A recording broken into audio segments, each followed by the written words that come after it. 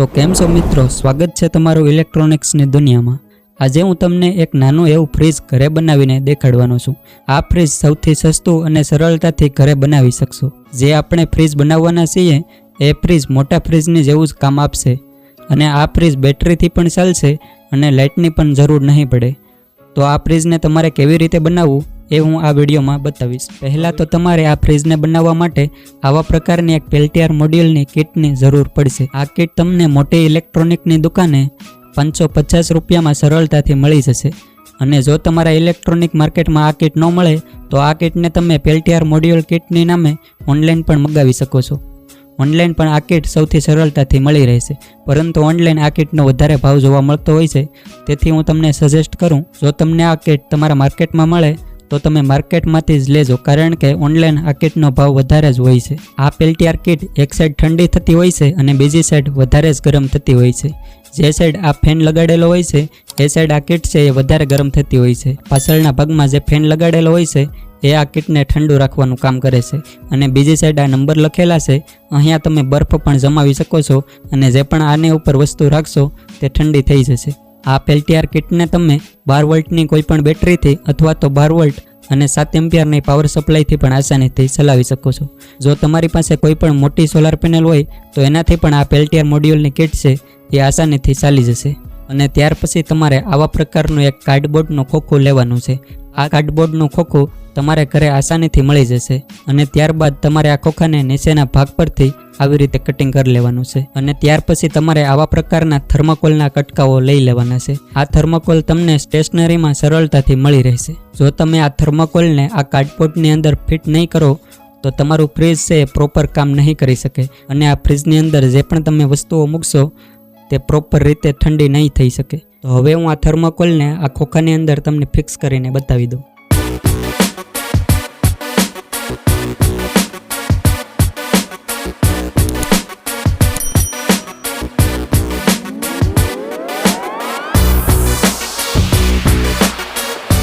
તો હવે તમે જોઈ શકો છો મેં આ થર્મોકોલને કાર્ડબોર્ડની અંદર ફિક્સ કરી દીધું। આવી રીતે તમારે પણ થર્મોકોલને ફિક્સ કરી દેવાનું છે અને ત્યારબાદ આ પેલ્ટિયર મોડ્યુલની કિટની અંદર આ થર્મોકોલનું બોક્સ છે એ આની ઉપર આવી રીતે ફિક્સ થઈ જશે। અહીંયા તમે સુપર ગ્લુનો પણ ઉપયોગ કરી શકો છો। મિત્રો, તમે હવે જોઈ શકો છો આપણું આ મિની ફ્રીજ છે એ બનીને તૈયાર થઈ ગયું છે અને આ ફ્રીજની પાછળના ભાગમાંથી મેં પેલ્ટિયર મોડ્યુલના 2 વાયર કાઢી લીધા છે અને 2 વાયર છે એ નીચેના ફેનના છે। તો અહીંયા આપ જોઈ શકો છો આ ફ્રીજ બનીને કમ્પ્લીટ થઈ ગયું છે।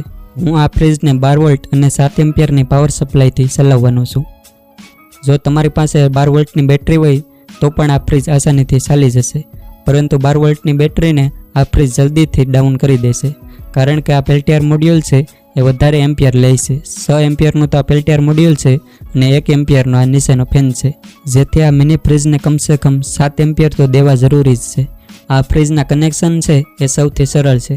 અહીં આપ જોઈ શકો છો હવે અમારું ફ્રીજ છે એ ચાલુ થઈ ગયું છે અને આની નીચેનો ફેન છે એ પણ હવા આપી રહ્યો છે અને આ પેલ્ટિયર કુલિંગ મોડ્યુલ છે એ પણ વધારે ઠંડુ થઈ રહ્યું છે। આ પેલ્ટિયર મોડ્યુલને તમે અડી ન શકો એટલું આ પેલ્ટિયર મોડ્યુલ ઠંડુ થઈ રહ્યું છે। અહીંયા તમે જોઈ શકો છો માત્ર 2 થી 3 મિનિટમાં જ આ પેલ્ટિયર મોડ્યુલ ઉપર બરફ જામી ગયો છે। અહીંયા તમને બરફ નહીં બતાતો હોય, પરંતુ હું તમને બરફ અડીને બતાવી દઉં। અહીં આપ જોઈ શકો છો આની ઉપર બરફ જામી ગયો છે અને આ પેલ્ટિયર મોડ્યુલ તો અડાતું જ નથી એટલું ઠંડુ થઈ રહ્યું છે। જો મારી પાસે ટેમ્પરેચર મીટર અવેલેબલ હોત તો હું તમને આનું ટેમ્પરેચર માપીને જરૂરથી જણાવત, પરંતુ આપ મારી ઉપર વિશ્વાસ કરીને આ પેલ્ટિયર મોડ્યુલની ખરીદી કરી શકો છો।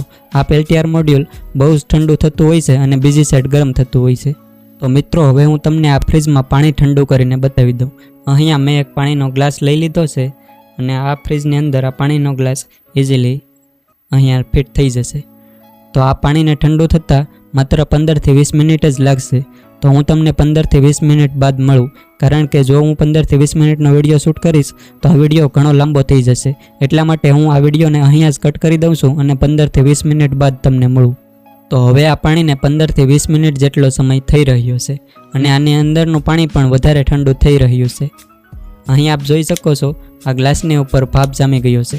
અહીં આપ જોઈ શકો છો જો તમે આ મિની ફ્રીજમાં 50 મિનિટથી વધારે પાણી રાખશો તો આ પાણીનો બરફ પણ જામવાનો સ્ટાર્ટ થઈ જશે। મેં એક્સપેરિમેન્ટ પણ કરેલું છે, આ પાણીનો બરફ પણ જમાવેલો છે। તમે મારા પર વિશ્વાસ કરી શકો છો, આ પાણી ઠંડુ ખૂબ જ થઈ રહ્યું છે. આગળના વિડીયોમાં હું તમને આ પેલ્ટિયર મોડ્યુલથી એક બરફ બનાવવાનું મશીન બનાવીને દેખાડીશ. અને જો તમારે આ ફ્રીજ વિશે કોઈ પણ પ્રકારની માહિતી જોઈતી હોય તો તમે મને કોમેન્ટ કરીને પૂછી શકો છો. Thanks for watching this video.